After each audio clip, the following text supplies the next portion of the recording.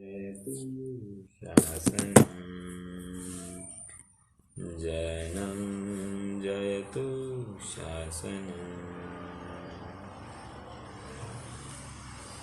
नमः श्रीवर्धमानाय निर्धूतकलिलात्मने सालोकानां त्रिलोकानां यद्विद्यादर्पणायते।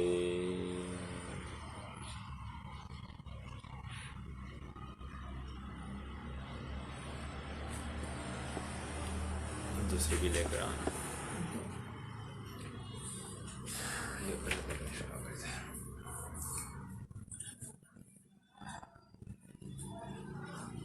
ज्ञानी श्रावक के शुद्धि के स्तरों की चर्चा हम कर रहे हैं और कल हमने 9वां स्तर परिग्रह त्याग प्रतिमा को समझा और उसमें हमने यह निश्चित किया कि सर्वप्रथम आरंभों का त्याग हटेगा और उसके बाद में ही परिग्रह से हट जाएगा। आरंभ त्याग में थोड़ा बहुत परिग्रह था, लेकिन परिग्रह त्याग प्रतिमा में पूर्णतया यह त्यागी हो चुका है। विशेष इतना ही समझना कि अब आरंभ त्याग में बच्चा अगर सलाह मांगने आए व्यापार संबंधी तो ये सलाह दे सकता था, या कोई सांसारिक प्रयोजन संबंधी सलाह दे सकता था, लेकिन अब परिग्रह त्याग में ये सलाह तक नहीं देगा। ये अब वास्ता ही नहीं रहा है उसको किसी से, इस प्रकार का ही हो गया है। नॉन रिलेटिविटी ऐसी इसकी प्रकट हो चुकी है। अब हम थोड़ा सा आगे बढ़ते हैं, 10वीं प्रतिमा की तरफ अपना कदम बढ़ाते हैं। 10वीं प्रतिमा अनुमति त्याग प्रतिमा। स्तर बढ़ते जा रहा है, शुद्धि का स्तर बढ़ते जा रहा है और वैसे वैसे हमको बाहर में भी ऐसी पुरुषार्थ से युक्त परिणति दिखाई देती है। अब यहाँ पर क्या विशेष है कि रे परिग्रह का तो अभाव हो गया है। क्यों? क्योंकि प्रतिमा उसी को कहते हैं कि पूर्व गुणे पूर्व के स्वगुणे पूर्व गुणे, अर्थात वर्तमान प्रतिमा को तो पालेगा ही पालेगा, लेकिन उसके पहले के सर्व प्रतिमाओं को अभी पालन वो करेगा। अर्थात अब ये प्रोषित करेगा कि नहीं करेगा? करेगा। सामयिक करेगा कि नहीं? करेगा। 3 टाइम करेगा कि नहीं? बिल्कुल करेगा। सचित त्याग करेगा कि नहीं? करेगा। ये सब बातें इसके अब इत्थंभूत चलते रहते हैं। तो ये 10वीं प्रतिमा वाला जीव है और 10वीं प्रतिमा में अब आने के बाद में इसमें क्या फर्क है? अनुमति नहीं देता है, अर्थात किसी भी चीज संबंधी अनुमति नहीं है। कोई भी बात आए कि मम, बस इतना ही है कि ये स्वाध्याय संबंधी होकार देता है या भोजन संबंधी हाँ भरता है, बाकी दूसरा तो कुछ भी नहीं है। इतनी विशेष बात है। और एक बिंदु याद रखना, अनुमति त्याग वाला यह अब उत्कृष्ट श्रावक हो गया है। क्या हुआ है? उत्कृष्ट श्रावक। अब तक क्या था? 9वीं प्रतिमा तक मध्यम श्रावक था। हम सब जानते हैं कि ये नैष्टिक श्रावक के भेद चल रहे हैं। नैष्टिक श्रावक में पहली प्रतिमा से लेकर 6ठी प्रतिमा जघन्य श्रावक, ओके। 7वीं 8वीं 9वीं प्रतिमा ये मध्यम श्रावक। इनको तीनों को ब्रह्मचारी भी कहते हैं, वर्णी भी कहते हैं। और 10वीं 11वीं प्रतिमा उत्कृष्ट श्रावक। अब इसमें विशेष समझना, 10वीं प्रतिमा को जघन्य उत्कृष्ट श्रावक कहते हैं और 11वीं प्रतिमा जो उद्दिष्ट त्याग है उसको उत्कृष्ट उत्कृष्ट श्रावक कहते हैं। फर्क समझ में आया? भाषा को पकड़िए। जघन्य उत्कृष्ट 10वीं प्रतिमा और 11वीं प्रतिमा उत्कृष्ट उत्कृष्ट श्रावक। एक बात और विशेष, 9वीं प्रतिमा तक जो अनुनय विनय चलता है वो मात्र जय जिनेन्द्र चलता है। क्या कहा? 9वीं प्रतिमा तक जय जिनेन्द्र। अब 10वीं प्रतिमा में जैसे ही आता है जी, तो इसको इच्छामी इच्छाकार चालू हो जाता है। समझ में आया? ये एक विशेष अंतर आ गया है यहाँ पर। ठीक है, तो यहाँ पर उत्कृष्ट श्रावक के योग्य इसको भी अब विनय की जाती है। यद्यपि ये अभी घर में ही रह रहा है या कहाँ कहो वनखंडादि नहीं, मंदिर उपाश्रय आदि में रहता है, ऐसा होते हुए भी ये अभी भी इसको मतलब घर से जुड़ा हुआ होते हुए भी इसको इच्छामी इच्छाकार यह विनय की भाषा चलती है। ओके, और एक बात, भोजन के लिए परिग्रह त्याग प्रतिमा वाले को पहले दिन भी ऑफर दी जा सकती थी। Offer in the sense booking हो सकता था और वो एक्सेप्ट करता था। लेकिन अब अनुमति त्याग वाला ये पहले दिन कोई बुकिंग नहीं करता है। आज आएगा, ये दोपहर की सामयिक हो गई और कोई आ गया, वो इमीडिएटली चला जाएगा। ओके, मतलब आज अब फर्क क्या हो रहा है यहाँ पर अब ये कोई आया, बुलाया, विनय की और आग्रह किया भोजन के लिए तो जाएगा। ओके, तो ये इतनी बात है। परिग्रह त्याग वाला शायद कदाचित अब भोजन में क्या कम ज्यादा करना है, अर्थात स्वास्थ्य के अनुकूल प्रतिकूल, ये सब बता सकता था। लेकिन अब ये अनुमति त्याग वाला ऐसा कुछ भी नहीं बता सकता, क्योंकि ये बुलाया और ये जाना है, तो उतने समय में थोड़ी ना भोजन होने वाला है। समझ में आ रहा है? तो बनाया हुआ भोजन ही होगा, बस इसको परोसा जाएगा। तो इसमें अभी कंडीशंस अप्लाई की बात नहीं है। ये पहले तो शायद कंडीशंस रख सकता था, मुझे ऐसा बनाओ, तीखा कम आदि आदि, तेल कम आदि, मीठा नहीं चलेगा। लेकिन अब ये जो कुछ होगा वैसा उसको परोसा जाएगा और ये उसको इच्छा के अनुसार लेगा। ठीक है भैया जी, इसमें अभी जैसे शास्त्र में जैसे लिखा है वो अनुमति वगैरह, अभी इसके हो सकता है ऊंचे के प्रतिमा वाला भी रहो, लेकिन उसके नीचे प्रतिमा वाला एक आध बार परिणाम हो जाए, वो वैसी प्रवृत्ति अगर हुई उसको, जैसे शास्त्र में लिखा है वैसा नहीं हुआ भाई कि ऐसा करना है वैसा करना है, तो फिर उसकी प्रतिमा गिरना चरना चालू रहेगा क्या ऐसा? हाँ, फिर उसमें अतिचार आ जाता है और वो उस भूमिका से गिर जाता है। बात बिल्कुल सही है। और अतिचार मतलब ये अनाचार के स्तर का अतिचार है। देखो, अतिक्रम, व्यतिक्रम, अतिचार, यहां तक तो उसकी भूमिका बनी रह सकती है, लेकिन अनाचार यदि हो गया वो तो तीव्र आसक्ति पूर्वक ही होगा। समझ में आ रहा है भैया? ये आसक्ति के बिना ऐसे परिणाम इतने फिर से नीचे उतरने के नहीं हो सकते। सीधी बात है, जैसे मैं अभी 10th क्लास में हूँ और मैं सोचूं कि मैं 8th क्लास में जाके बैठूं, तो ये पागलपन है कि नहीं है?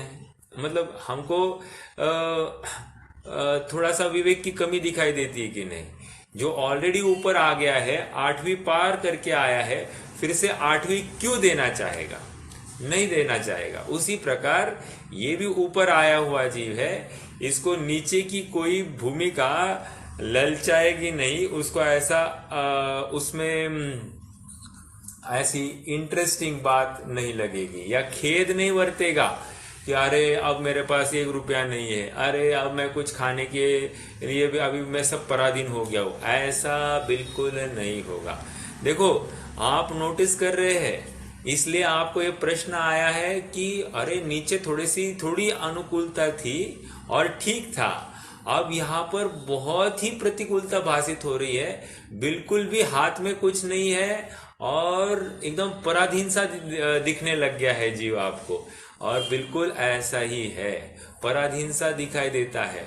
लेकिन आप विचार करना, इसमें भी इसके परिणाम चिगते नहीं है, दिखते नहीं है। यदि उसको भोजन के लिए ऑफर नहीं आए तो ये तत्व श्रद्धान करता हुआ, अनशन स्वभाव का निर्णय करता हुआ, ये बिल्कुल आकुलित नहीं होता है, क्योंकि आकुलता ये दुख का लक्षण है और इसलिए आकुलता से परे ऐसा यह जीव है।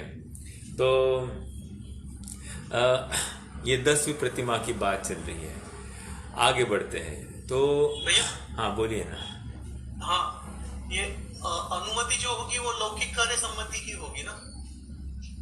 हाँ, अनुमति नहीं करता है, लेकिन ये अनुमति त्याग की बात है।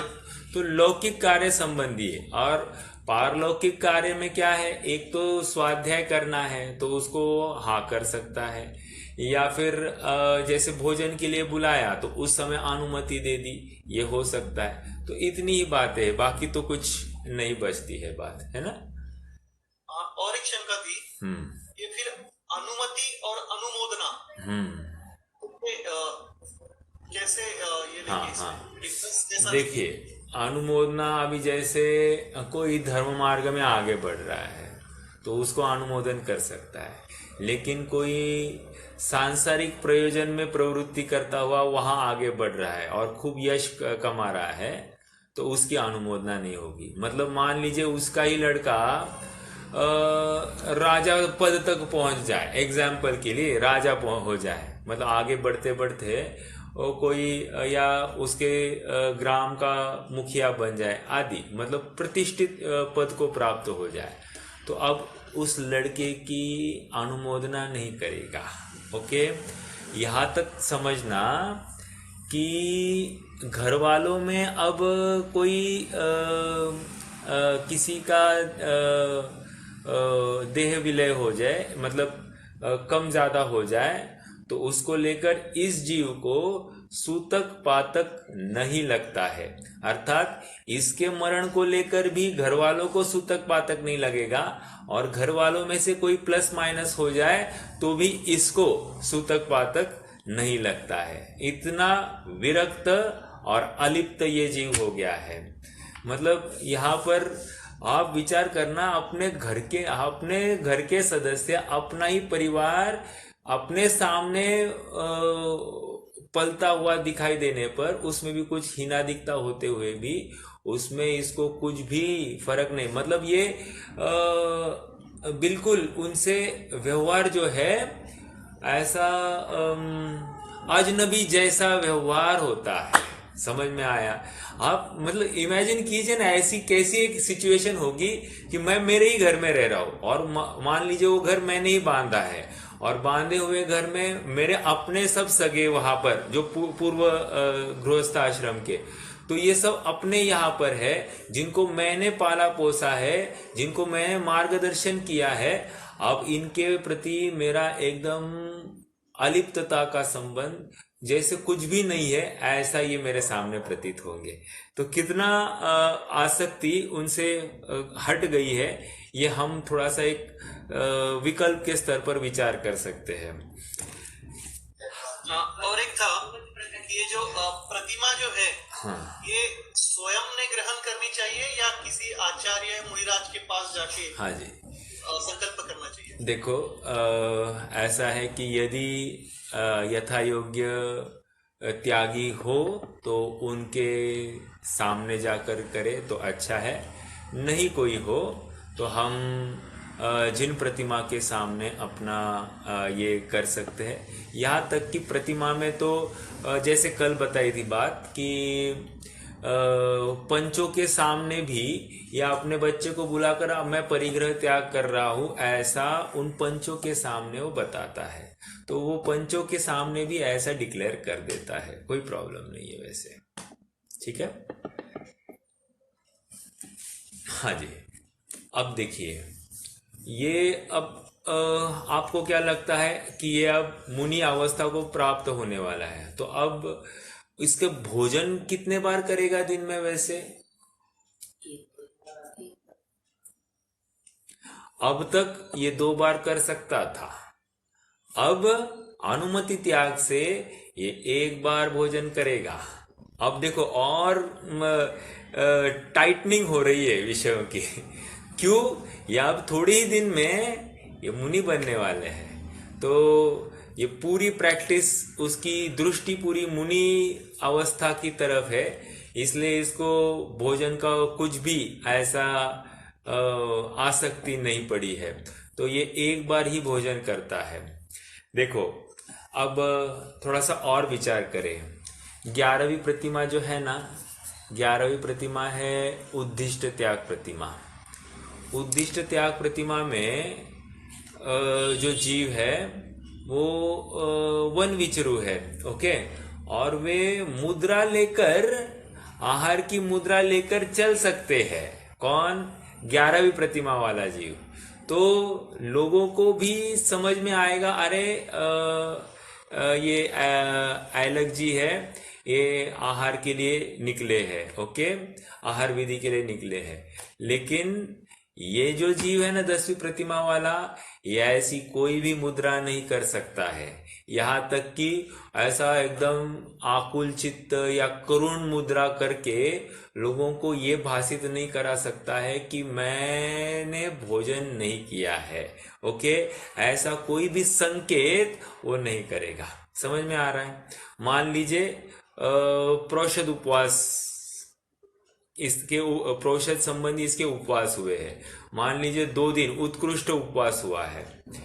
अब 48 घंटों का स्पैन बीत चुका है और आज फिर से पारने का समय है, तो पारने के दिन भी मान लीजिए कोई नहीं आता है, कोई उनको बुलाने आता नहीं, भूल जाते हैं, कुछ भी हो सकती है बात, तो उस केस में भी ये आकुल चित्त नहीं होगा, ओके। बहुत विशेष बात है। मतलब हम विचार करें कि 11वीं प्रतिमा थोड़ी सी इजी लग रही है, वो मुद्रा लेकर चल सकते हैं, लेकिन यहाँ तो मुद्रा भी नहीं लेकर चल सकता। तो ये 10वीं अनुमति त्याग प्रतिमा की बात आई।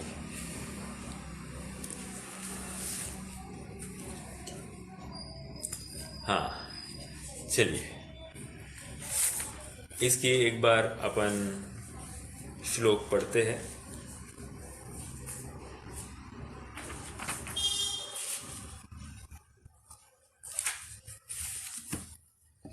अनुमतिरारंभे वा परिग्रहे ऐहिकेषु कर्मसु वा नास्ति खलु यस्य समधि रणुमति विरतः समन्तव्यः। फिर से, अनुमतिरारंभे वा परिग्रहे ऐहिकेषु कर्मसु वा नास्ति खलु यस्य समधि रणुमति विरतः समन्तव्यः।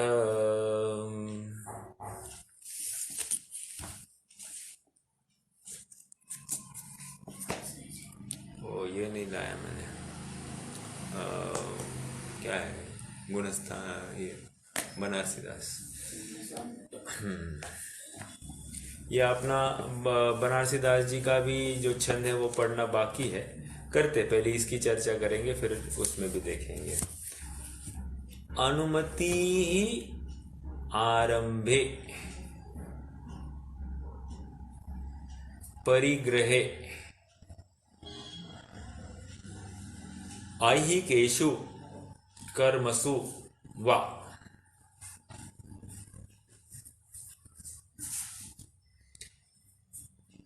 नास्ति खलु यस्य समधि, नास्ति खलु यस्य समधि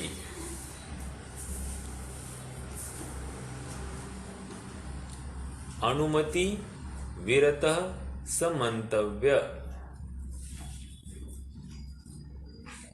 देखो क्या कह रहे हैं, अनुमति ही आरंभे, मतलब अनुमति एक शब्द है। अनुमति मतलब अनुमोदना या हकार देना। किस संबंधी? आरंभे, मतलब जो भी संकल्प विकल्प के आयोजन है या प्रयोजन है उन संबंधी अनुमति देना एक। वा अथवा या परिग्रह, परिग्रह संबंधी भी अनुमति देना। ऐहिकेषु कर्मसु, इस लोक संबंधी, ऐहिकेषु मतलब इस लोक संबंधी, कर्मसु मतलब कार्य संबंधी, वा मतलब अथवा, नास्ति अनुमति नहीं देता है। किन किन चीजों भी? आरंभ संबंधी, परिग्रह संबंधी और इस लोक संबंधी, कार्य संबंधी। ठीक है, ये देखो, जब तक आरंभ नहीं करेगा तब तक परिग्रह भी नहीं कर सकता, इसलिए पहले आरंभ से हटाया जाएगा तो अपने आप क्या होगा? परिग्रह से भी हट जाएगा। और जैसे परिग्रह का हटना हो गया तो इस लोक संबंधी भी वांछा वहां पर नहीं रह सकती।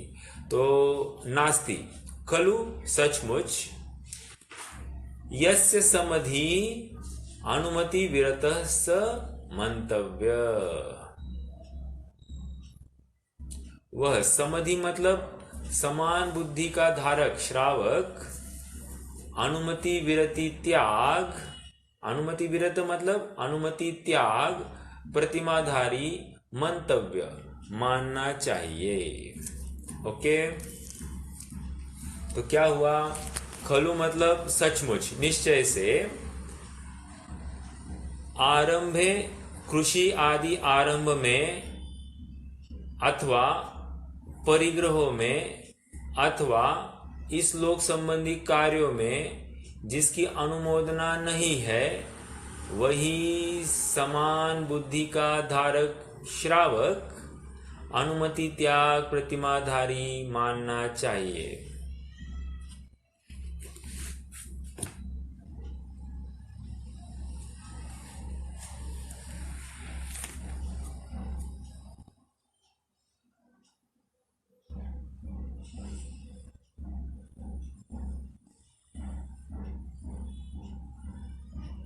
देखो नीचे भैया, थोड़ा सा नीचे लीजिए, वहां पर एक छंद लिखा है। असी मसी कृषि आदि आरंभों में तो ना अनुमति देता है एक, और किंतु संघ में विवाह कार्यों में भी कभी न मति देता है, मतलब वहां पर भी अपनी राय देता नहीं है। यद्यपि घर में रहता फिर भी समताधि, समताधि मतलब बुद्धि, समता रूपी बुद्धि से सहित रहता है, भेद ज्ञान करता हुआ रहता है। वही रहा 10वीं प्रतिमा का पालक, अनुमति विरत रहा। ओके, आइए अब हम थोड़ा सा, एक मिनट, यहाँ पर 9वीं प्रतिमा का भी एक बार छंद यहां से पढ़ते हैं। 8वीं प्रतिमा से पढ़ते हैं। 8वीं प्रतिमा आरंभ त्याग, मेरे इसमें पेज 389 है, चतुर्दश गुणस्थान अधिकार, बनारसीदास जी का 389 है। जो विवेक विधि आदरे करे न पापारम, सो अष्टम प्रतिमाधनी कुगति विजय रणथम। वहां पर आरंभ त्याग को कुगति विजय रणथम, मतलब ये आरंभ त्यागी जो जीव है ये कुगति के ऊपर विजय प्राप्त करने वाले रणथंभ के समान है। जो विवेक विधि आधरे करे न पापारंभ, सो अष्टम प्रतिमाधनी कुगति विजय रणथम। अब 9वीं प्रतिमा की चर्चा करते हैं। जो 10धा परिग्रह को त्यागी, नीचे थोड़ा सा, जो दशधा परिग्रह को त्यागी, सुख संतोष सहित वैरागी, समरस संचित किंचित ग्राही, सो श्रावक न प्रतिमा वाही। क्या है? जो दशधा परिग्रह को त्यागी, 10 प्रकार के परिग्रह का त्यागी। ये बहिरंग की अपेक्षा। अंतरंग में क्या ले रहे? सुख संतोष सहित वैरागी, अंतरंग में संतोष धन से युक्त है। ओके, कोई आकुलता नहीं है विषय संबंधी संग या परिग्रह संबंधी। समरस संचित किंचित ग्राही, सो श्रावक न प्रतिमा वाही। समरस संचित किंचित ग्राही। अब यहाँ पर किंचित शब्द आया है और उस किंचित में हमने कल देखा था कि ये एक जोड़ी कपड़े, लोटा, बाल्टी आदि आदि जो कोई वेरी वेरी इंपॉर्टेंट इसेंशियल्स है उन सबको वो रखेगा, उसके अलावा और कुछ नहीं। सो श्रावक 9 प्रतिमा वाही, 9वें प्रतिमा वाला श्रावक जानना। आइए अब 10वीं प्रतिमा की बात देखो। यहाँ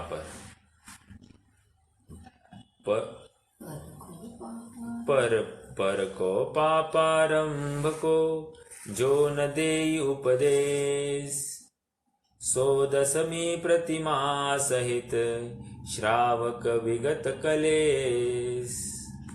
देखो क्या कह रहे? पर को पापारंभ को। 8वीं प्रतिमा में आरंभ त्याग हो गया था, लेकिन अब यहाँ पर क्या है? पर को पापारंभ को, जो न देई उपदेश। इसका मतलब क्या? पहले वो आरंभ का त्यागी हो गया था, स्वयं कृत के स्तर पर हो गया था, लेकिन अनुमोदना शायद करता था, कभी कोई पूछने आए तो। ये नाक झोंक नहीं करता था हर जगह, मतलब हर क्या हो गया, ये क्या हो गया, ऐसा बिल्कुल नहीं। बिल्कुल वो अलिप्त हो गया था। फिर भी कोई पूछने आए तो वो बिल्कुल सलाह देता था। तो यहाँ पर को पापारंभ को, जो न देई उपदेश, सो 10वीं प्रतिमा सहित श्रावक विगत कलेश। अर्थात ये क्लेश आदि से भी रहित है। देखो क्लेश के लेकर इन्होंने भोजन संबंधी जो कोई स्थिरता इसकी होती होगी, या संयोगों संबंधी जो कोई अस्थिरता के प्रसंग बनते होंगे, उन सब से विरत हो गया है, ऐसा समझना चाहिए। आप विचार कीजिए थोड़ा सा। अब सर्दी गर्मी कितने ऋतु है? अब उन ऋतु में भी ये एक शब्द से नहीं बोलेगा अरे आज बहुत ठंडी है कपड़े ला के दो, ऐसा कुछ नहीं है। जो है उसके पास में उतना ही चलना है, उसी पर चलाना है। एक बात। दूसरी बात,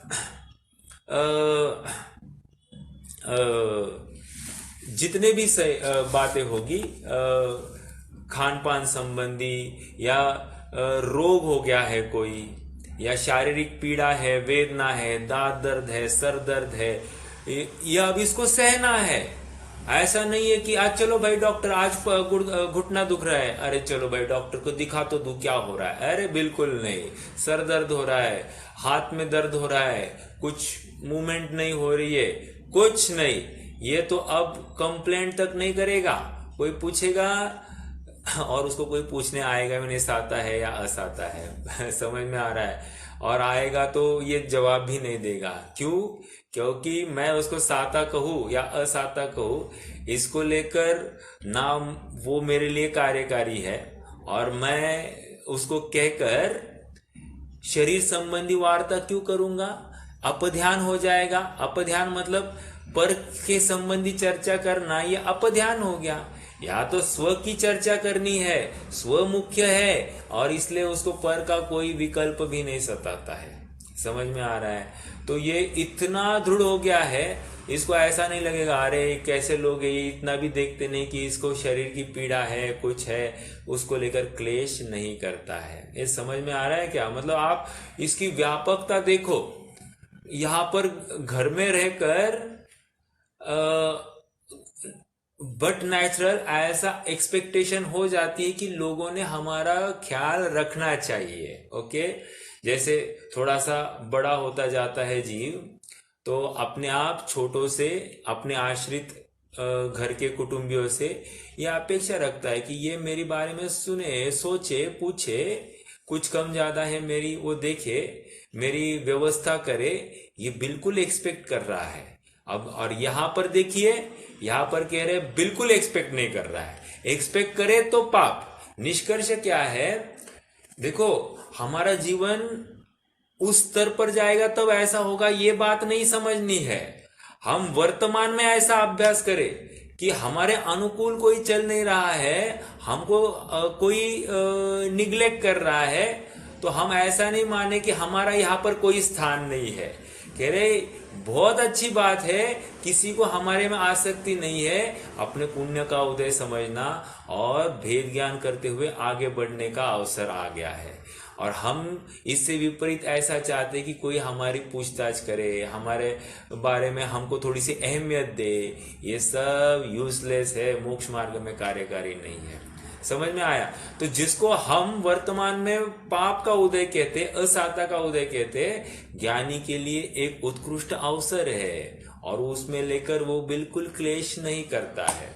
ओके, आइए, ये 10वीं प्रतिमा की चर्चा हमारी हुई। महत्वपूर्ण बिंदु इतने ही है कि खान पान संबंधी अब थोड़ा सा विचार करना। अब वो रात्रि में सोता होगा, ओढ़ने के लिए क्या होगा उसके पास में, या फिर मच्छरों का प्रादुर्भाव होगा, उस समय में क्या करेगा? कोई कोई व्यवस्था नहीं है, सब ऐसे ही सोना है इसको, मतलब कोई बिछाना तक नहीं इसके पास होगा, ऐसी ये व्यवस्था चल रही है। ओके, हाँ जी, हाँ, घर में रह रहा है तो घर में क्या होगा, उसका एक पलंग होगा, लेकिन पलंग के ऊपर बिल्कुल भी हो सकती है सीक की चटाई हो, लेकिन कपड़े विपड़े का कुछ नहीं हो सकता है। ठीक है, क्योंकि परिग्रह का बिल्कुल वहां पर अभाव है, इसलिए वो भी नहीं हो सकता है। ठीक है, चलिए,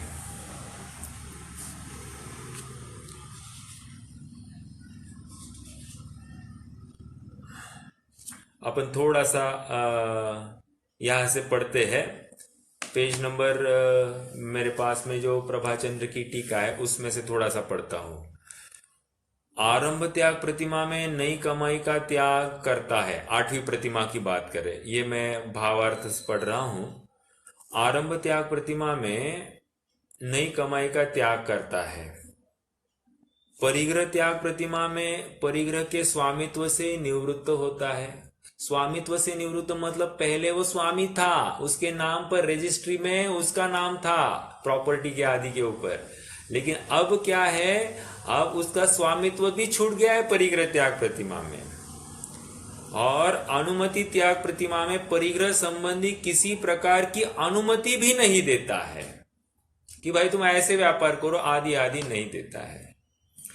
पुत्र आदि उत्तराधिकारी अपनी बुद्धि से जो कुछ करते हैं उसमें माध्यस्थ भाव रखता है। हानि के अवसर पर चित्त में संक्लेश नहीं करता। भोजन के अवसर पर घर के या समाज के लोगों में जो भी प्रार्थना करे, अंडरलाइन द वर्ड प्रार्थना, प्रार्थना करते हैं उनके यहां भोजन करता है। किसी का निमंत्रण पहले से स्वीकृत नहीं करता है। पहले से मतलब एक दिन पहले बुकिंग नहीं होगी, वेरी अंतर एक घंटे पहले, अंतर मुहूर्त पहले बस ये आकर बोलेंगे चलो भाई, तो फिर वो हाँ कर देता है। किसी के निमंत्रण पहले से स्वीकृत नहीं करता है, न किसी इच्छित वस्तु के बनाने आदि की इच्छा प्रकट करता है। Okay, understanding? मतलब मान लीजिए आज अपने शरीर में थोड़ी सी एसिडिटी है, तो एसिडिटी है तो वो ऐसा नहीं कहेगा कि भाई थोड़ा सा जीरा या फिर धनिया की पाउडर हो तो उससे एसिडिटी मेरी कम हो जाए, ऐसा बिल्कुल वो ऑफ कहेगा तक नहीं। ओके, या कोई इलायची दे दो मुझे थोड़ी सी पहले, तो इससे एसिडिटी थोड़ी दब जाती है, ऐसी कोई भी डिमांड नहीं। समझ में आ रहा है क्या? कितनी बड़ी बात। ओके, आगे बढ़िए। स्वीकृति नहीं करता है और किसी में इच्छित वस्तु बनाने आदि की इच्छा प्रकट नहीं करता, एक बार ही आहार पानी को ग्रहण करता है।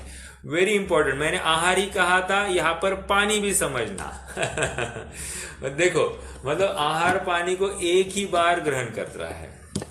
आगे, इस प्रतिमा का धारी श्रावक पारलौकिक धार्मिक कार्यों में अनुमति दे सकता है, परंतु स्वयं अग्रसर, underline this very important sentence, परंतु स्वयं अग्रसर होकर किसी कार्य के कराने का विकल्प अपने ऊपर नहीं लेता। मतलब क्या, समाज वाले आए और कहे कि मंदिर बांधना है या कोई स्वाध्याय हॉल करना है, हाँ भाई ठीक है करो, जैसे तुम्हें ठीक लगता है वैसे करो। अब बोलेगा नहीं ये हॉल ऐसा हो, इतना बड़ा हो, खिड़कियां बड़ी हो, उसमें फिर जिनवानी रखने के लिए स्थान आदि आदि, इसकी संरचना कैसी होगी, इसमें वो कुछ भी नहीं बोलेगा। ओके, इतना भी वो आगे नहीं बढ़ेगा। मात्र कोई आए पूछे तो भाई करो, इतना बोल सकता है, बाकी इसके आगे ज्यादा नहीं बोलेगा। मतलब वो अनुमति भी किस स्तर की है आप समझना। नहीं तो हम क्या सोचते हैं, अनुमति मतलब हाँ भी हम उसके ऊपर चाहे उतनी इंजीनियरिंग ही कर दे, मतलब हमारी पूरा ज्ञान जो था वो सब बांट दे, ऐसा बिल्कुल नहीं होगा। भले ही वो उसमें एकदम निष्णात हो उस फील्ड का, तो भी अब ये उसमें किंचित भी कोई सलाह तक नहीं देगा, जस्ट होते हुए को देखेगा।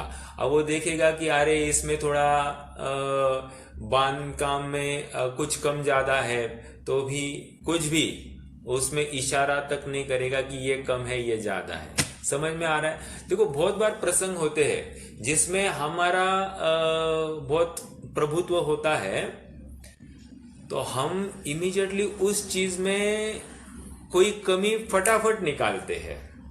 ये वेरी नेचुरल है, अपनी ह्यूमन क्वालिटी है।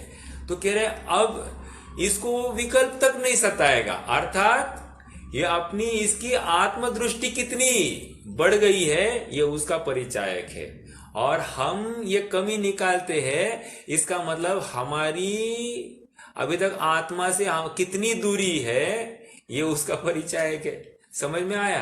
तो ये अभ्यास का अवसर आता है इसमें, कि हर प्रसंग जो आता है उसमें हम निरंतर अभ्यास करते रहे, निरंतर हम ग्रंबल करें, हम खेद व्यक्त करें, दीनहीनता व्यक्त करें, इसमें कोई बड़ी बात नहीं है।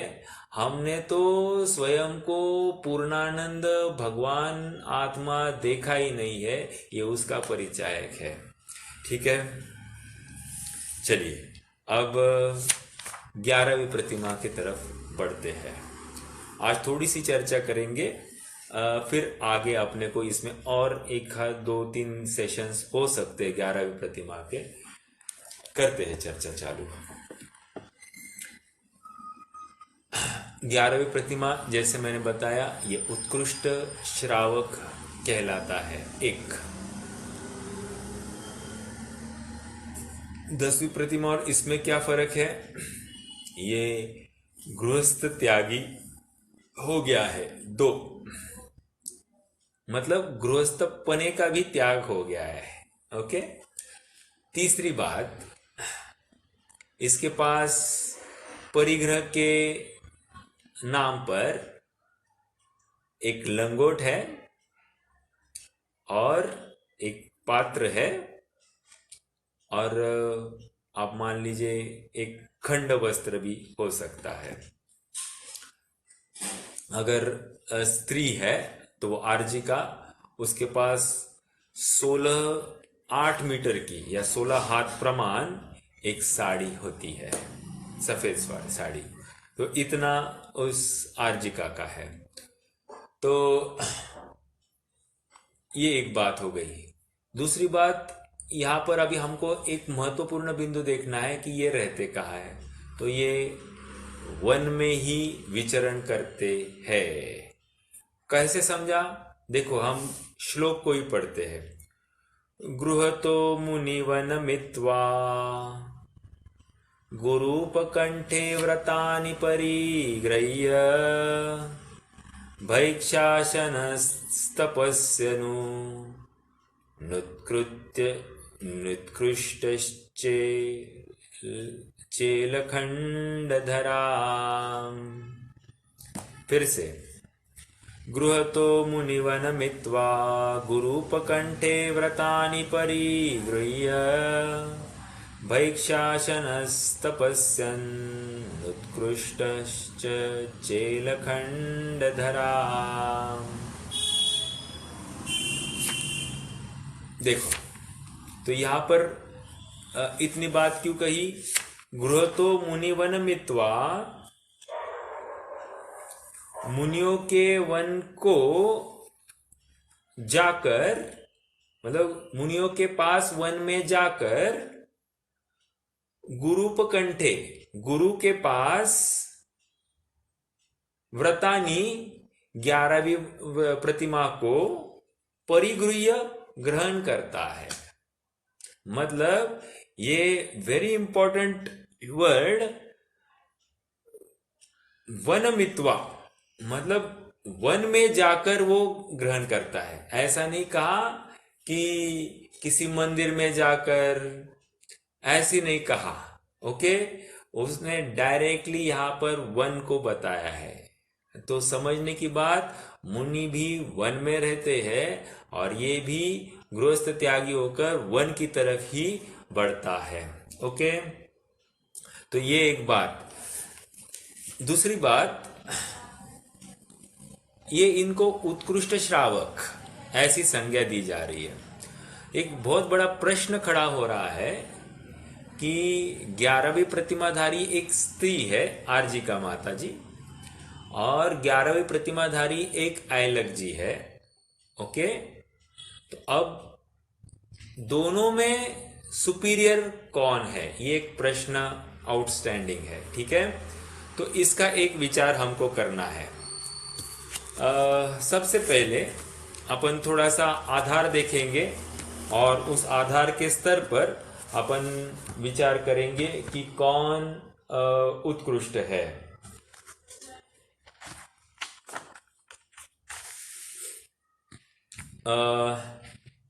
दर्शन पाहुड़ की 18वीं गाथा, अष्टपाहुड़ में दर्शन पाहुड़ की 18वीं गाथा हमको देखनी है।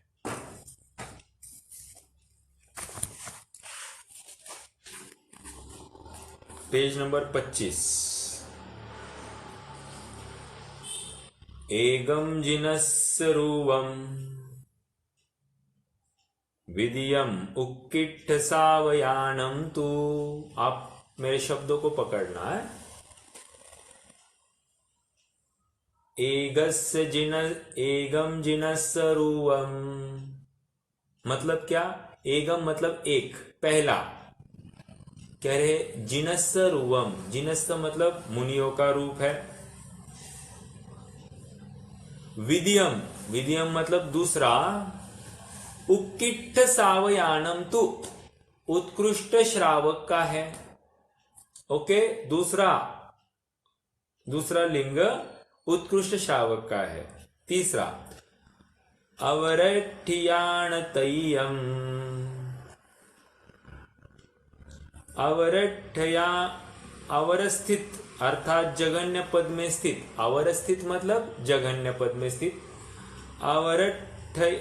अवरठियान तय्यम, तय्यन मतलब तीसरा। चौथ पुण लिंग दंसनम णत्ति, चौथ मतलब चौथा लिंग बताया ही नहीं है। 3 लिंग बताए हैं, एक मुनि का लिंग, दूसरा उत्कृष्ट श्रावक का लिंग और तीसरा आर्जिका का लिंग। मतलब यहां पर समझने की बात, उत्कृष्ट से जघन्य की तरफ जाना है। उत्कृष्ट मुनि का लिंग है, उससे जघन्य, मुनि से जघन्य उत्कृष्ट श्रावक का लिंग, और उत्कृष्ट श्रावक से जघन्य आर्जिका का लिंग। निष्कर्ष निष्कर्ष ये है, ये आचार्य कुंद द्वारा रचित अष्ट पाहुड़ में से दर्शन पाहुड़ की 18वीं गाथा का दाखला है। निष्कर्ष ये है कि मान लीजिए कि यदि 8 वर्ष का एक मुनि है और 80 वर्ष की एक आर्जिका माता जी है, जिनके 300-400 उनके अनुयायी अर्थात आरिकाएं हैं, ऐसा होते हुए भी जब नमस्कार करने की बात होगी तो वो आर्जिका माता ही नमस्कार करेगी। इसमें हमको कोई शंका भी नहीं आती है, क्योंकि मुनि का लिंग उत्कृष्ट है। अब थोड़ी केस आगे बढ़ाइए। 8 वर्ष का पंचम गुणस्थानवर्ती आयलक का जीव है और 80 वर्ष की गणिनी आरिका है। गणिनी मतलब सुपीरियर, ओके, वो आरिका का जीव है। अब दोनों आमने सामने है, तो कौन किसको नमस्कार करे? नमस्कार इन द सेंस यथा योग्य विनय करे। तो कह रहे हैं कि आरिका माता जी ही इनको विनय करेगी। ओके, 8 वर्ष के आयलक को भी विनय करेगी। देखो लोक में क्या चलता है इसकी बात नहीं, अपन शास्त्र आधार से आगे बढ़ रहे हैं। ओके, हाँ जी। वैसे आपको बताओ कि आरिकाओं को उपचार से महाव्रती कहा जाता है, लेकिन 11वें प्रतिमाधारी श्रावक को या उद्दिष्ट त्यागी जीव को उनको महाव्रती नहीं कहा जाता, लेकिन आरिका को बताया जाता है। क्यों? उपचार से। उपचार क्यों कर रहे हैं? क्योंकि स्त्री अवस्था में जो उत्कृष्ट पद या स्थान कोई जीव प्राप्त कर सकता है वो आरिका की अवस्था है, इसलिए उनको महाव्रती कह दिया। लेकिन पुरुषों में ऐसा नहीं है, ये अभी भी आगे बढ़ सकता है, इसलिए इनको महाव्रती नहीं कहा जा सकता। एक बात यह है। दूसरी बात, समोशरण में 12 कोट होते हैं, आप सब जानते हैं 12 कोट। 12 कोटों में 4 देवों के, 4 देवियों के कितने हो गए? 8। एक मुनियों का 9, एक श्रावकों का 10, एक श्राविकाओं का 11 और एक तिर्यंचों का 12। 12 कोट होते हैं। तो 12 कोटों में ये आयलक का जीव कौन से कोटे में बैठेगा? तो कहते हैं श्रावकों के कोटे में बैठेगा। ये मुनियों के वीआईपी कोटे में नहीं बैठ सकता। समझ में आया? ये बस एक लंगोट का फर्क है, लेकिन इतना होते हुए भी इसको बैठना है यहां पर, और बालकनी में बैठने वाला है वो मुनियों का जीव, और ये वो आगे वाली सीट को क्या कहते हैं पिक्चरों में, थिएटरों में, वो नीचे वाली सीट पर वो ये बैठने वाला है। कहने की बात इतनी है कि श्रावक ये श्रावकों के मतलब 11वीं प्रतिमाधारी जो जीव है, उद्दिष्ट त्यागी जीव, भले ही मुनियों के साथ वन में विचरण आदि करता है, गृहस्थ का त्यागी है, ऐसा होते हुए भी जब समोशरण में बैठने का अवसर आता है तो वो श्रावकों के ही कोटे में बैठता है, और आरिका माता भी श्राविकाओं के कोटे में बैठती है। तो ये एक विशिष्ट बात आपके ज्ञान में होनी चाहिए। ओके, और थोड़ी सी इस प्रकरण को पुष्ट करने के लिए अपन और कुछ बातें देखते हैं। आरिका उत्कृष्ट बताया है आरिकाओं से नमस्कार के लिए, वो श्रावक आगे बढ़ सकता है, मुनि भी बन सकता है। ये एंगल से उसको नमस्कार का है कि सिर्फ लिंग है? हाँ, ये बोला है। यस, ये पुरुष लिंग की उत्कृष्टता मानी गई है, स्त्री लिंग की उत्कृष्टता मानी नहीं गई है पुरुष लिंग की अपेक्षा। उसका आधार अब आचार्य कुंद स्वयं देने वाले हैं, तो अपन उनके ही माध्यम से पढ़ेंगे तो आपको हर बात हजम होगी। मतलब देखो, हमने शास्त्र पढ़े नहीं है ना, देखा देखी कुछ बातें चलती है तो उसमें हम अंधानुकरण कर बैठते हैं और जिन मार्ग से विपरीत धाराएं चल पड़ती है। हमको शास्त्र अभ्यास करके यथार्थ का निर्णय करना चाहिए। इसीलिए मैंने ये इस विषय के लिए थोड़ा सा अपन ने और तहकीकात करके इसके ऊपर थोड़ा फोकस करने का विचार किया। देखिए, अब सूत्र पाहुड़ की 21-22वीं गाथा पेज नंबर 63 पर है। अगर आपके पास है तो आप ओपन कर सकते हैं, मैं यहां से देखता हूं, है ना।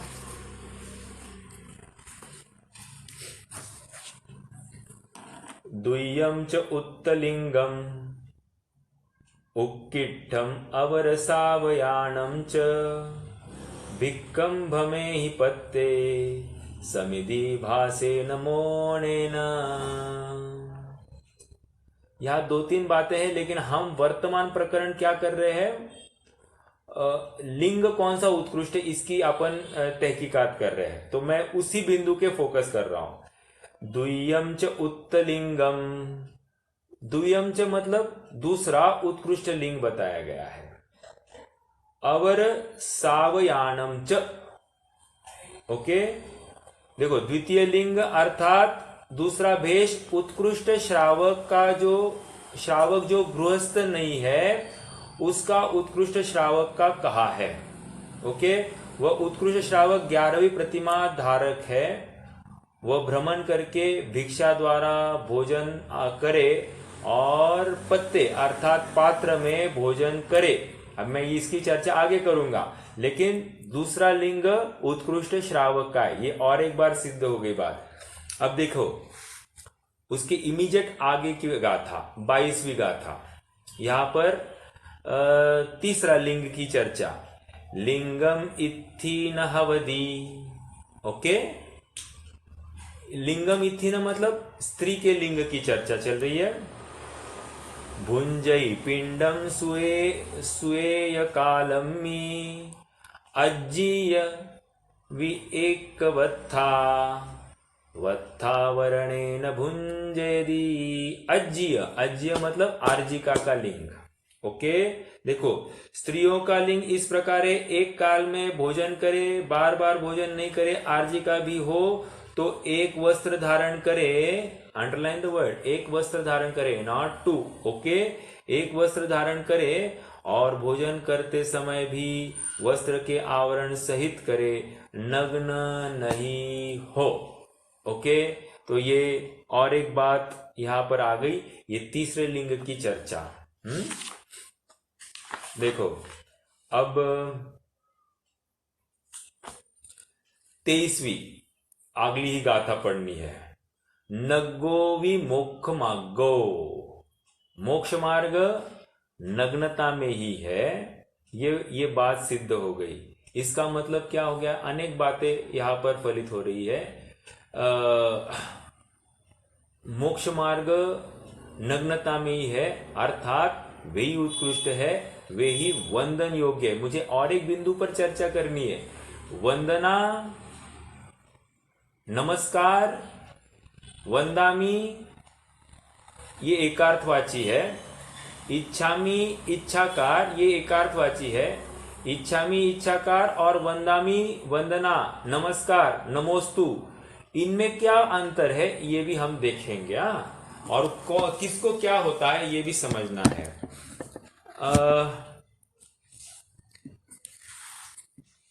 24वीं देखते, 24वां, ये थोड़ा सा महत्वपूर्ण, उस बिंदु क्यों पुरुषों के लिंग को उत्कृष्ट माना गया है, इसका कारण आचार्य देव ने यहां पर किया है। मैं डायरेक्टली गाथार्थ ही पढ़ता हूं। स्त्रियों के लिंग अर्थात योनि में, स्तनांतर अर्थात दोनों कुचों के मध्य प्रदेशों में, तथा कक्ष अर्थात दोनों काखों में, नाभि में सूक्ष्म काय अर्थात दृष्टि के अगोचर जीव कहे है। अतः इस प्रकार स्त्रियों के प्रवज्जा अर्थात दीक्षा कैसे हो कहने की बात ये हीन माने गए हैं पुरुषों की अपेक्षा। ओके, आगे अब 25वीं गाथा देखते हैं,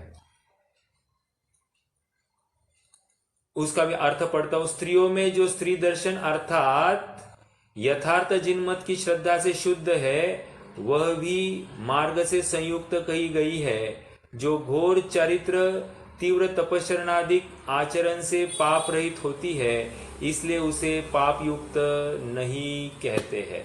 मतलब वहां पर पाप युक्त नहीं है बट वो मार्गस्थ है लेकिन आगे नहीं जा सकती। क्यों? हमने एक बात निश्चित कर दी, नग्गो ही मोक्ष मग्गो, नग्नता ही मोक्ष मार्ग है, इसलिए। और एक 26वीं गाथा का अर्थ देखिए, उन स्त्रियों के चित्त की शुद्धता नहीं है, वैसे ही स्वभाव से उनके ढीला भाव है, शिथिल परिणाम है और उनके मासा अर्थात मास मास में रुधिर का स्राव विद्यमान है, उसकी शंका रहती है, उससे स्त्रियों के ध्यान नहीं है। मतलब ये आगे नहीं बढ़ सकते और इनके परिणाम इतने स्थिर नहीं रह सकते। ये इसकी बात आचार्य देव हमको बता रहे हैं। देखो यहां पर किसी के प्रति द्वेष की बात नहीं चल रही है, ये तो इतनी है कि उस अवस्था में पुरुषार्थ किस जाति का हो सकता है ये वास्तविकता का भान कराना है। किसी के प्रति द्वेष या शाप नहीं है, लेकिन हाँ वहां पर तत्व निर्णय बिल्कुल हो सकता है। जैसे सिद्ध भगवान अनुभव कर रहे हैं, श्रद्धान कर रहे हैं, वैसा श्रद्धान उस स्त्री अवस्था में भी हो सकता है। ओके, हाँ जी,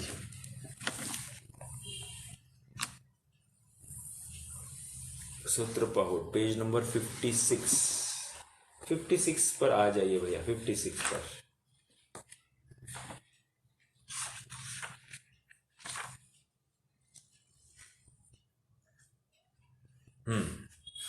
अब और एक बिंदु, जो इच्छामी इच्छाकार या वंदामी वंदना नमस्कार, ये किसको होता है? तो देखिए मैं पहले बात करूं, उसके बाद में ये आधार पढ़ेंगे।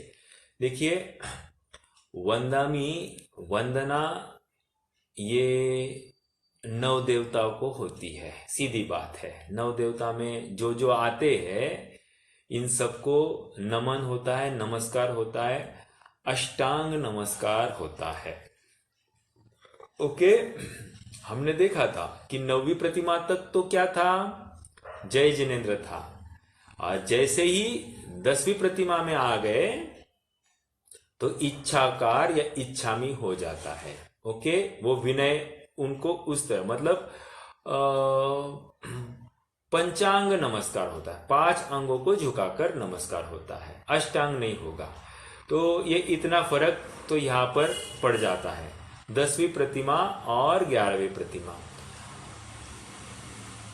इंपॉर्टेंट बात देखो, आप नोट करना कि आजकल ब्रह्मचारियों को भी वंदना करो कहते हैं और मुनियों को नमोस्तु करो कहते हैं।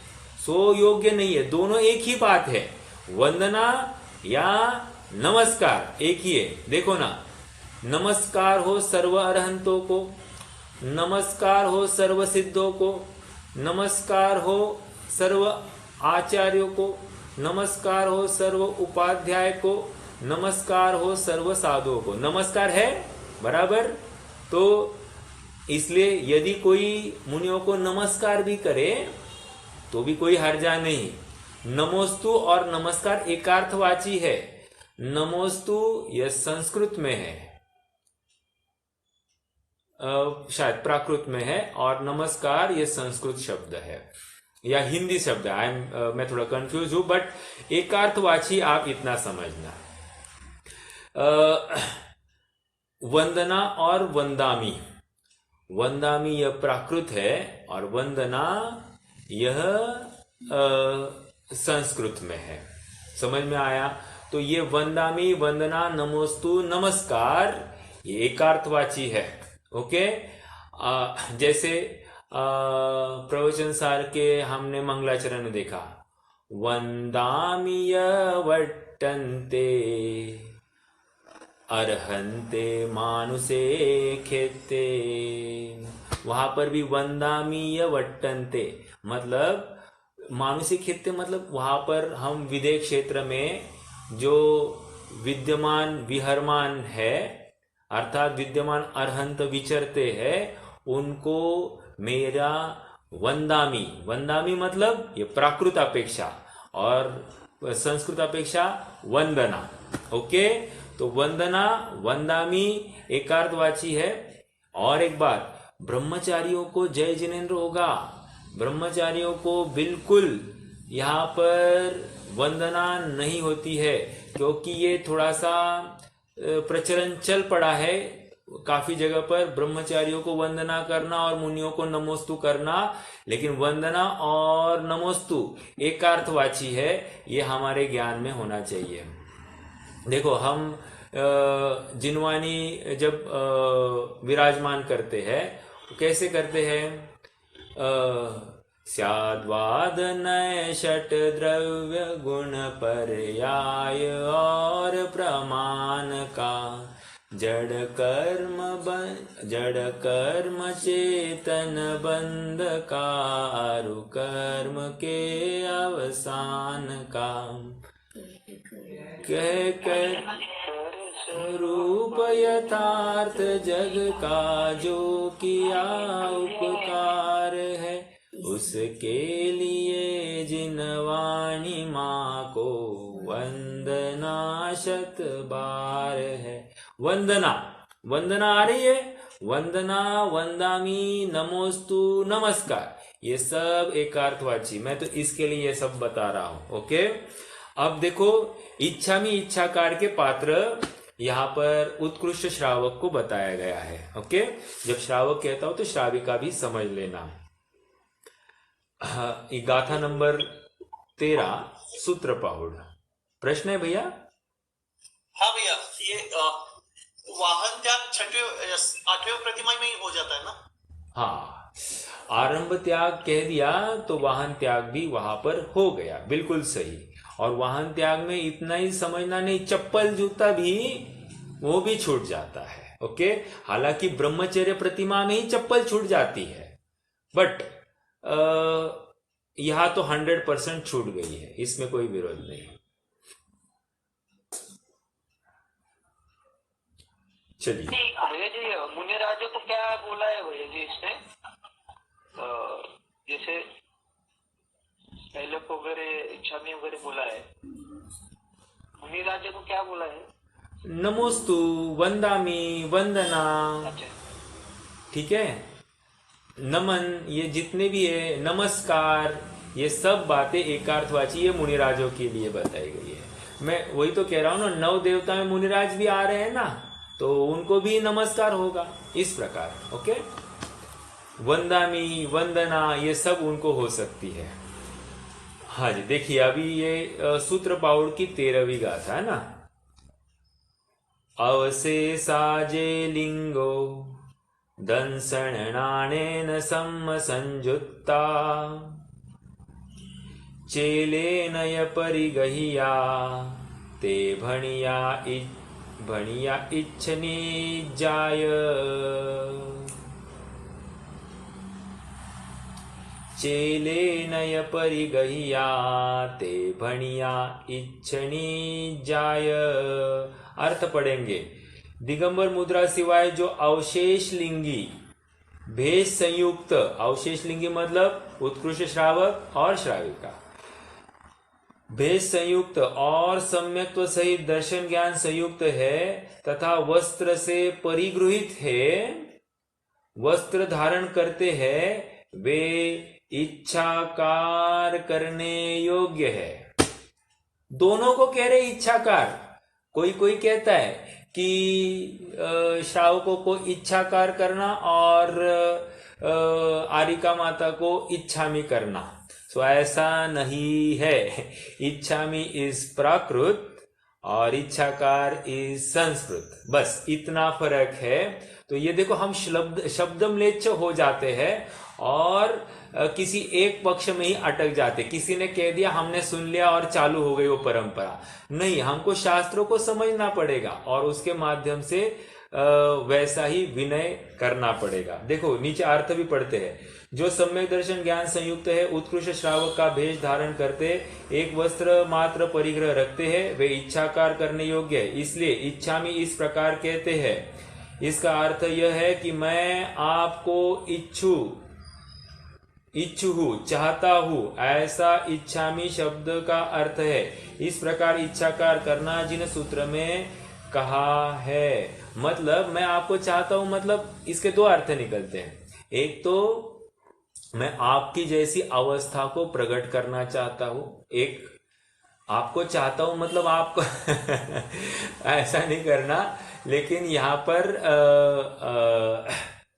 आपकी जैसी अवस्था प्रकट करना चाहता हूं, या आपने जिस प्रकार अपने आत्मा को ध्याया है और इस अवस्था को प्राप्त किया है, उसी प्रकार मैं भी अपने आत्मा को ध्याकर ऐसी अवस्था को प्रकट करूं।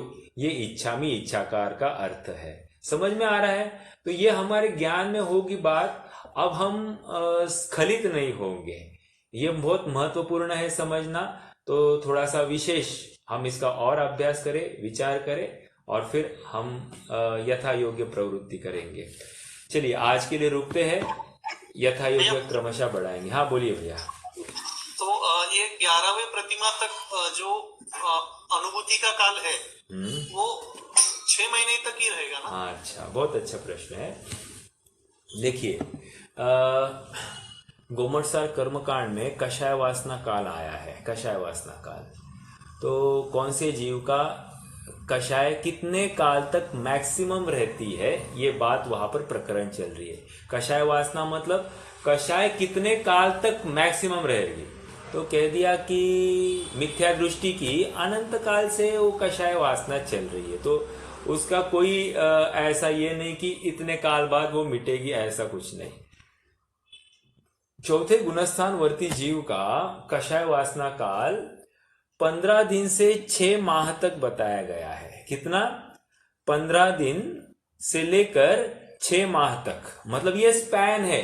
किसी जीव को 15 दिन के बाद भी अनुभव हो सकता है, आत्मानुभूति या स्वरूप अनुभव हो सकता है, स्वरूप वेदन हो सकता है, और किसी जीव को 6 महीने तक नहीं होगा, ऐसी भी केस हो सकती। लेकिन ये दोनों चतुर्थ गुणस्थानवर्ती है और दोनों के 41 प्रकृतियों का निरोध है। ओके, वहां बंध नहीं, उनका आश्रव नहीं हो रहा है जीव को। ये चौथे गुणस्थान की बात हो गई। 5वें गुणस्थानवर्ती जो जीव है, इसमें शुद्धि के कितने, आप थोड़ा सा और विचार करना कि जब हम कह रहे कि 15 दिन से लेकर 6 माह तक, तो वेरी नेचुरल कि सबकी शुद्धि में भी थोड़ा सा हीनाधिकता होनी चाहिए। मतलब कोई 15 दिन में शुद्धोपयोग कर रहा है और कोई 6 माह में शुद्धोपयोग कर रहा है, तो दोनों की स्थिरता की लेवल में फर्क है कि नहीं है? फर्क होते हुए भी दोनों का गुणस्थान चौथा है। ओके, ये इतनी बात क्लियर रखना। अब 5वें गुणस्थान में जीव आया। 5वें गुणस्थान में पहली प्रतिमा दर्शन प्रतिमाधारी जीव है, और कोई 5वीं प्रतिमा की उत्कृष्ट 11वीं प्रतिमा उद्दिष्ट त्याग प्रतिमा वाला जीव है। इन दोनों को अपन खड़ा करते हैं, तो इनका कषाय वासना काल जैसे दर्शन प्रतिमा वाले जीव का हो सकता है 15 दिन के अंदर एक बार। चौथे गुणस्थान वाले का क्या कहा था? 15 दिन के बाद इमीडिएटली हो, लेकिन इसका 15 दिन के अंदर एक बार ये दर्शन प्रतिमा वाले जीव का हो सकता है। और ये 11वीं प्रतिमा जो है, ये हो सकता है एक 1.5 घंटे में, ये 1.5 घंटा 2 घंटे में ये अनुभव करता होगा। इज वेरी क्लोज टू मुनिपना। मुनिपने में अंतर मुहूर्त में होता है और ये 1.5-2 घंटे में करता होगा। तो इतना पास ये आ गया है शुद्धोपयोग के स्तर पर, मतलब आप नोटिस कर रहे हैं कि पंचम गुणस्थान, पांचवा गुणस्थान है आश्रव, इसको 51 प्रकृतियों का दोनों को आश्रव नहीं हो रहा है। ऐसा होते हुए भी दोनों की स्थिरता के स्तर में फर्क है। एक जीव के 1-2 घंटे में शुद्ध उपयोग हो रहा है और एक जीव के 15 दिन के अंदर अंदर कहीं हो रहा है। तो ऐसा फर्क पाया जा रहा है। तो ये कषाय वासना काल पंचम गुणस्थान का बताया, अंतर्मूर्त से ज्यादा और 15 दिन के अंदर, और छठे गुणस्थान का कषाय वासना काल अंतर्मूर्त बताया है। तो ये हमको व्यवस्थित ज्ञात हो तो फिर उसमें कोई प्रॉब्लम नहीं। तो आपका प्रश्न जो था पंचम गुणस्थान वाला 6 महीने की बात नहीं है, पंचम गुणस्थान वाला तो 15 दिन के अंदर ही कर लेगा, चतुर्थ गुणस्थान वाला 6 महीने के अंदर करता है। ओके, ये थोड़ी सी क्लैरिटी आपको रहनी चाहिए। ठीक है भैया। ओके, और कोई प्रश्न है?